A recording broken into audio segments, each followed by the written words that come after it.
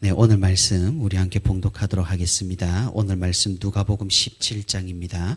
누가복음 17장 20절에서 21절 2절 우리 함께 말씀을 보도록 하겠습니다. 제가 말씀을 봉독하도록 하겠습니다. 바리새인들이 하나님의 나라가 어느 때에 임하나이까 묻거늘 예수께서 대답하여 이르시되 하나님의 나라는 볼 수 있게 임하는 것이 아니요 또 여기 있다 저기 있다고도 못하리니 하나님의 나라는 너희 안에 있느니라. 아멘. 네, 오늘도 주님과 함께 거닐기 위해 이렇게 새벽 기도의 자리에 나온 우리 모든 성도 여러분 진심으로 환영하고 축복합니다. 아버지 하나님의 크신 은혜와 위로가 말씀을 듣는 오늘 여러분에게 충만히 있기를 소망합니다. 예수님께서 이제 나병 환자들을 만난 사건을 뒤로하고 이제 예수님과 그 일행들은 계속해서 예루살렘으로 향했습니다. 우리가 이전에 많이 살펴본 이런저런 일화들과 예수님께서 또한 이스라엘 백성들에게 베푸신 그런 기적들로 인해서 예수님은 이스라엘 전역에 소문이 나고 사람들은 그런 예수님을 보기 위해서 몰려들었습니다. 당연히 예수님의 인기가 높아지면 그에 상응하여서 질투하는 무리가 생겨나기를 마련입니다. 대표적으로는 그 당시 이스라엘을 통치하던 헤롯이 그러했고, 그리고 이스라엘 종교 지도자들도 마찬가지였습니다. 바리새인들은 이상하리만큼 예수님의 뒤를 졸졸 쫓아다니며 틈만 나면 어려운 질문을 해서 예수님을 곤란하게 만들려고 하고 제자들의 행동을 꼬투리 잡아 고발하기도 했으며 예수님에게 굉장히 사리 분별하기 어려운 판단을 요구하며 함정에 빠뜨리기를 위해 굉장히 애를 썼습니다. 하지만 예수님께서는 그런 얕은 술수에 넘어가지 않으셨습니다. 지혜로운 말씀과 지식이 풍성한 설명으로 그런 온갖 질문에도 너무나 자연스럽게 바리새인들뿐만 아니라 모인 무리들에게도 하나님 나라가 어떤 곳인지 그것이 진정 무엇을 가리키는지를 말씀을 해 주셨습니다. 예수님께서는 하나님이십니다. 그러니 인간의 몸을 입으셨어도 그 피조물의 연약함을 가지셨어도 그 신성으로 인해 모든 것을 하시고 모든 것이 가능하셨습니다. 결국 미래에 이런 권모술수가 통하지 않으니 바리새인들은 정말 억지로 예수님을 고발하고 재판에 넘기는 모습을 우리는 살펴볼 수가 있는 것입니다. 예수님께서 예루살렘으로 여행을 계속하실 때 바리새인들이 갑작스럽게 예수님에게 이런 질문을 던집니다. 하나님의 나라가 어느 때에 임하나이까? 바리새인들이 갈릴리부터 예루살렘까지 예수님의 뒤를 졸졸 쫓아왔다는 사실을 보여줍니다. 그리고 정말로 궁금해서 묻는 것인지 아니면 예수님을 곤란하게 만들 목적으로 묻는 것인지 정확하진 않지만 그래도 예수님을 보기 위해 모인 무리들 누구나 궁금해할 만한 질문을 예수님께 물어봅니다. 그런데 우리는 여기서 바리새인의 질문을 유심히 살펴볼 필요가 있습니다. 바리새인들은 하나님의 나라가 어느 때, 즉 시기에 대해서 물어봅니다. 장소에 대해서는 묻지 않고 있다는 것이죠. 그 이유가 무엇일까요? 그것은 이스라엘 백성들은 이미 장소에 대해서는 확신하고 있었다는 사실을 보여줍니다. 그들이 생각한 하나님의 나라가 임할 장소는 그럼 어디일까요? 너무나 당연하게도 이스라엘 그들의 땅이었습니다. 그들은 하나님의 율법을 받은 민족이었고 하나님께서 친히 그 팔을 펼치사 그들의 조상을 애굽에서 지금 자신들이 살고 있는 이 가나안 땅으로 이끄셨기 때문입니다. 그리고 조금의 논란은 있지만 천지 창조의 기록을 유심히 살펴보면은 강 이름들과 그리고 지형을 근거로 해서 에덴 동산의 위치가 지금의 이스라엘 지역 가나안 땅이었다고 주장하는 그런 신학자들도 있습니다. 그러니 하나님의 나라가 이 땅에 임한다면 너무나 당연하게도 이스라엘 땅에 임할 것이라 생각했던 것입니다. 하지만 문제는 시기였습니다. 이스라엘은 이 당시 굉장히 어려운 시기를 보내고 있었습니다.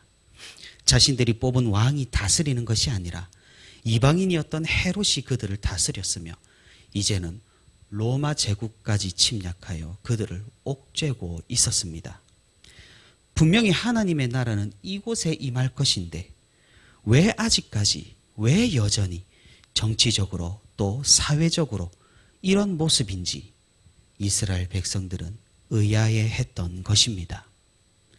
그러던 중 자신이 메시아라고 주장하는 사람이 등장한 겁니다. 많은 이적을 일으키고 사람들을 먹이고 다스리며 마치 하나님 나라의 왕과 같이 사람들을 돌보시고 보호하시는 예수님이라는 사람이 그들 앞에 나타난 겁니다. 많은 사람들은 이분이 로마로부터 우리를 구원할 메시아라고 주장하고 그래서 그를 많이들 따르고 그리고 기회를 엿보고 있었습니다. 바리새인들은 이 상황이 정말 너무나 터무니없다고 생각을 했던 것이죠. 정말 그런 것이라면, 정말 예수가 그런 메시아라면 왜 아직까지 이렇게 미적대면서 예루살렘으로 곧장 가질 않는지, 왜 로마랑 싸우는 것이 아니라 왜 자신들에게 시비를 걸고 자신들의 권위를 무너뜨리고 사람들을 선동하고 있는지 바리새인들은 예수님을 이해하지를 못했습니다. 그래서 바리새인들이 오늘 예수님께 물어보는 것입니다. 대체 당신이 말하는 그 하나님의 나라는 언제 임합니까? 이런 바리새인들의 질문에 예수님께서는 이렇게 대답을 하셨습니다. 하나님 나라는 볼 수 있게 임하는 것이 아니요 또 여기 있다 저기 있다고도 못하리니 하나님의 나라는 너희 안에 있느니라. 바리새인들은 이 대답을 듣고 너무나 당황했을 겁니다. 황당했을 겁니다. 또한 모여있는 무리들도 모종의 어떤 주님의 대답을 기대했을 테지만 예수님의 이런 대답에 굉장히 실망했을 것입니다.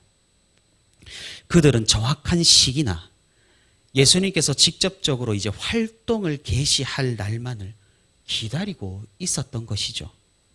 그런데 그 대답이 하나님의 나라는 볼 수 있게 임하는 것이 아니다. 이미 너희 안에 있다. 이런 대답이었으니까 말입니다.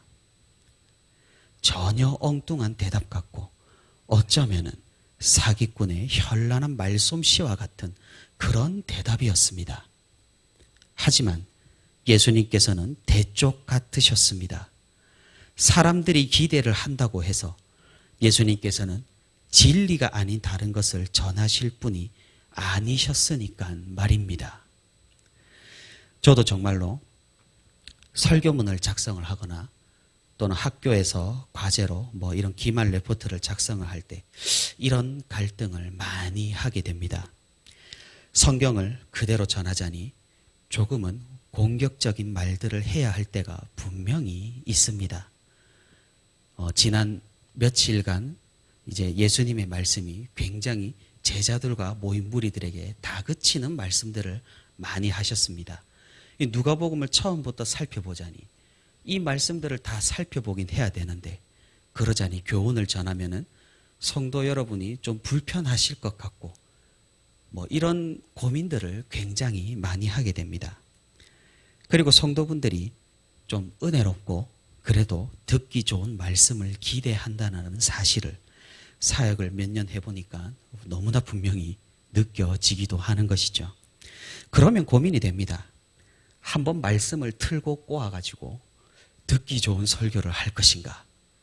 아니면 가감없이 하나님의 말씀을 선포를 할 것인가 말입니다. 그리고 지난 수요일에 이제 3학기 지난 이제 마지막 기말 논문을 제출을 하면서 저도 이제 드디어 학기가 끝나고 여름 방학이 시작되었습니다. 이 나이 되도록 여름방학을 느낄 수가 있다니 저는 참 은혜를 많이 받은 사람 같습니다. 그런데 레포트, 이제 기말 논문 이런 거를 쓸 때마다 역시나 고민을 하게 됩니다. 왜냐하면 교수님들께서는 왜 그렇게 자신이 저술한 책을 스스로 자랑스러워 하셔가지고 꼭 독후감과 서평을 내라고 하시는지 말입니다. 이것을 비평을 해야 하는지 칭찬해야 하는지, 그렇다고 칭찬하자니 내 양심이 좀 찔리는 것 같고 날카롭게 비평을 하자니 성적이 그렇게 좋게 나올 것 같지는 않고 난감한 경우가 많습니다. 저도 예수님과 같은 이런 강심장을 가지면 좋겠습니다만 예수님과 저는 비교가 안 될 뿐이죠. 예수님은 참으로 그러셨습니다. 심지어 자신을 충직하게 따르는 12명의 제자도 은근히 다른 기대를 했습니다. 이 제자들이 나중에 예수님의 본성과 본심을 깨닫고 변화되어서 사도로 활약하는 것을 볼 때 정말 이 역사가 하나님의 역사라는 사실을 우리는 느낄 수가 있는 것입니다. 그만큼 제자들도 예수님을 오해하며 예수님께서 이루실 하나님의 나라를 다르게 기대했던 것입니다.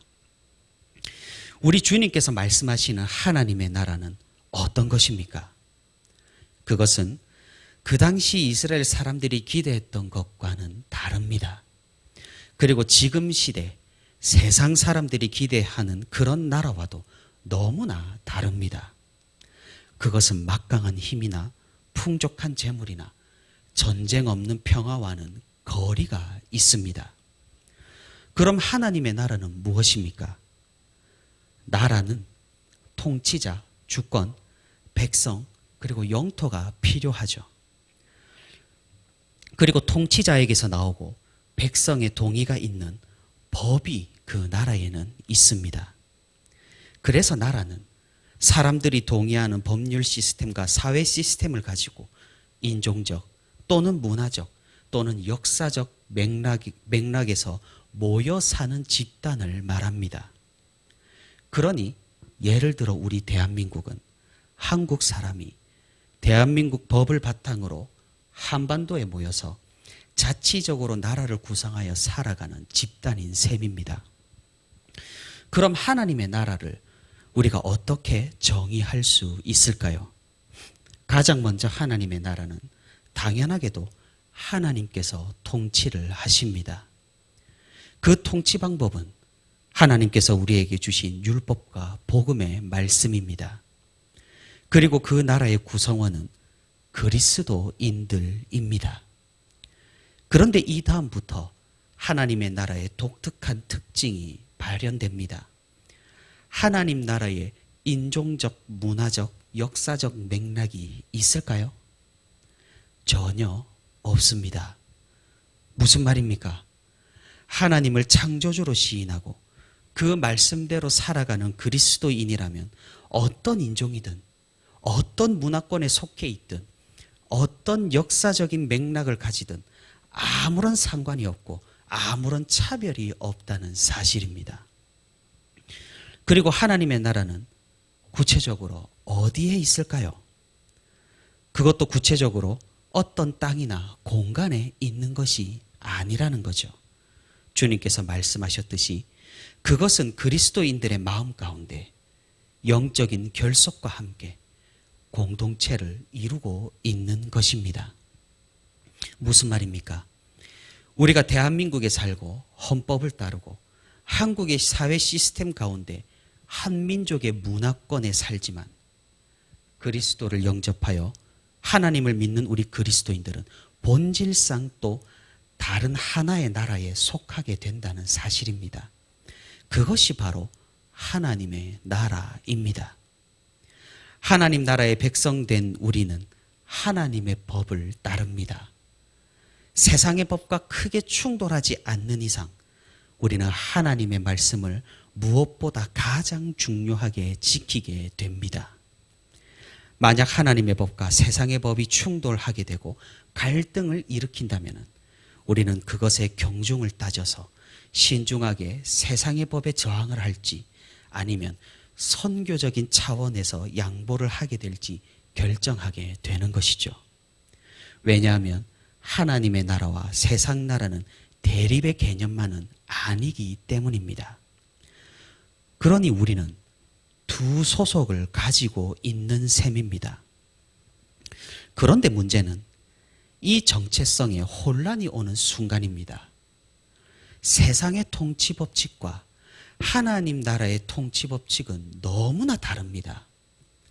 이 세상은 죄가 들어와 타락하여서 경쟁이 치열하게 일어나는 그런 나라입니다. 약육강식의 법칙이 무엇보다 중요하고 사람이며 동물이며 자연이며 피라미드를 쌓고 순위 경쟁을 하는 것이 바로 이 세상의 본질입니다. 그곳의 평화라는 것은 내가 높은 곳에 올라가야 평화가 있는 것이고 그것도 그 평화를 누리는 시간이 길지를 못합니다. 언제 밑에서 치고 올라올지 모르기 때문에 항상 불안한 것이 이 세상 나라입니다. 아래를 보면 우월감을 느끼고 위를 보면 열등감을 느끼고 세상의 법칙은 언제나 모든 존재의 피를 마르게 하는 그런 법칙입니다.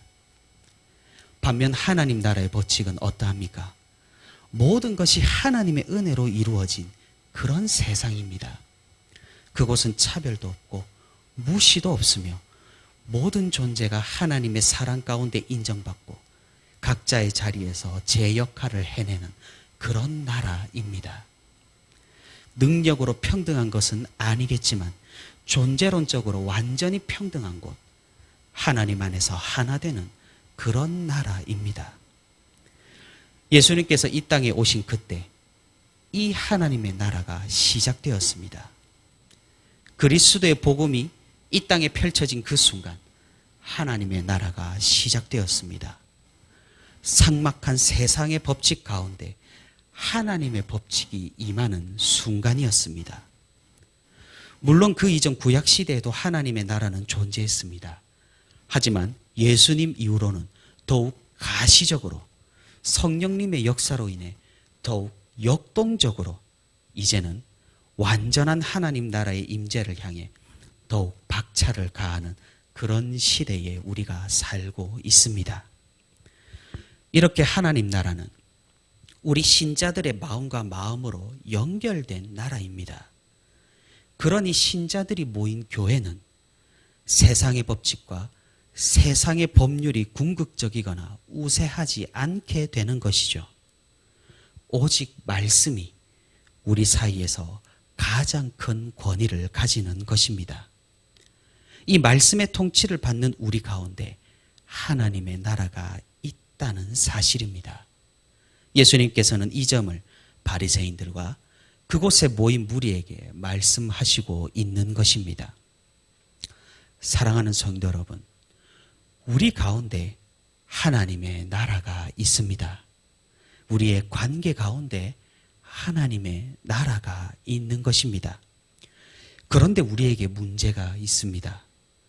두 군데 소속을 가지고 살다 보니 정체성의 혼란이 올 때가 분명히 있다는 사실입니다. 그것은 오늘 본문의 바리새인들이 예수님께 한 질문에서 나타나는 그것이고, 그것은 예수님의 제자들과 모인 무리들이 예수님께 기대했던 헛된 것들입니다. 우리가 기억해야 할 것은 이 세상과 하나님 나라 두 소속 중에 우리의 본질과 우리의 본향은 하나님의 나라에 속해 있다는 사실입니다. 세상에서 하나님 나라 법칙으로 살게 되면 어떻습니까? 반드시 저항을 받게 되고 핍박과 고난을 당하게 됩니다. 하지만 그것은 오히려 나에게 영광이 될 것이고 하나님 나라를 확장하는 거룩한 사역이 될 것입니다. 그런데 문제는 반대 상황입니다. 우리 가운데, 교회 가운데, 우리 가운데 임한 하나님의 나라 가운데 세상의 법칙이 강하게 침투할 때가 있다는 사실입니다. 교회 가운데, 우리 공동체 가운데 약육강식의 법칙, 효율성의 법칙, 우리 사이에서도 피라미드를 그려서 순위를 매기고 차별하고 은근히 서로를 무시하고 편을 나누는 그런 세상의 법칙이 이 교회 속으로 침투해 올 때가 많다는 사실입니다. 사랑하는 성도 여러분, 우리가 하나님 나라의 일원으로서 그 나라의 백성으로서 우리 가운데 더욱 크고 짙게 하나님 나라의 모습을 갖추어 나가기를 바랍니다. 세상의 법칙으로 이 교회와 우리 공동체에 적용하는 것이 아니라 오직 말씀을 중심으로 우리가 이 교회를 살아가기를 소망합니다.